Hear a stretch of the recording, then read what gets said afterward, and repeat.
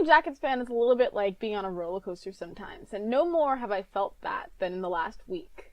The lines have been blended, players have been yelled out and called out, but we're winning. Finding a way to win are the buzzwords right now, and yet no one's really happy.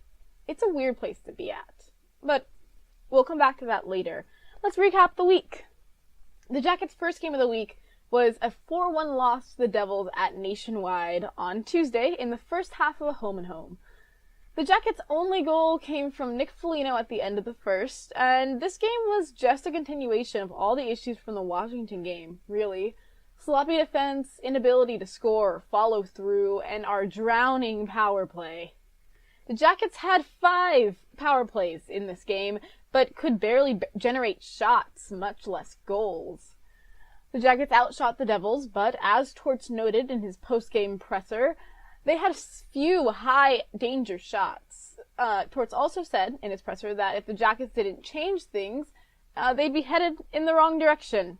Zach Werenski even said that it was the first time that he'd ever felt embarrassed after a game. It was a bad game, and they knew it was a bad game. Also notable, after this game and after the Penguins beat the Islanders in overtime that night, there were 4 teams tied for second place in the Metro. I'd call this a fun fact, but it's not fun at all. And the Metro is terrible. Regardless, after 2 days of practice and many interviews where players like Wenberg and Jenner talked about having to self-evaluate and the need to do better, the Jackets came back and played the Devils in Jersey and looked just as bad as they did before.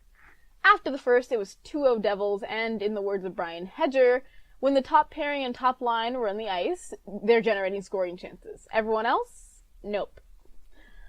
But there must have been something in the intermission because the Jackets were able to come back and score 5 goals in the next 2 periods, including a power play goal by Alexander Wenberg. That's right, Alexander Assistberg was not only able to score a goal, but a goal during the Blue Jackets power play, the most cursed time in Jackets games this season. And possibly more impressive than that, every single goal was assisted by Artemi Panarin. Some of my mutuals on Twitter were talking post-game about how we picked up Brad to create offensively, to score goals, really. But instead we got an incredibly skilled winger who just wants to keep making opportunities for his teammates. Ask not what you can score for your team, but how you can help your teammates to score, I guess. So the Jackets won that one 5-3. It was a beautiful game after we got past the pain of the first, and everyone was good. Except for Cam Atkinson, who sat on the bench for the entirety of the third period, and then was a healthy scratch the next game, while the Jackets called Sonny Milano back up from Cleveland. Before the Jackets played in Arizona on Saturday, Tortorella said that he didn't want to pick apart Cam, that Cam didn't deserve to be picked apart. And the scratch was to help him, give him a quick reset, and Cam said today that it did help. It has allowed him to get it back into the right space. But still, it's got to send a message with Torts telling the media that his vets have to shape up and then scratching a 30-goal scorer. But the Jackets were able to pull a 1-0 win from the Coyotes, which is kind of its own thing because I think the top of the Metro Jackets should have been able to beat the bottom of the league Coyotes by more than that. Even if the Coyotes are finally starting to hit their stride, but it's fine, because we have Bob.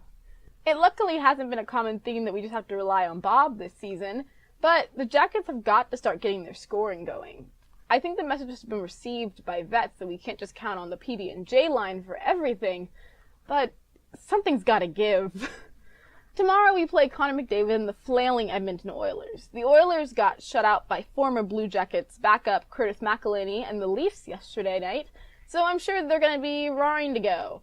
Cam Atkinson is unscratched. Tortorella says that he'll play tomorrow, and Sonny Milano is back in the AHL. The Jackets have things to work on, but they keep finding ways to win. But let's hope that they can find some ways to win involving scoring a few power play goals. But I mean, generally, we're at the top of the Metro. We're tied for 6th in the league.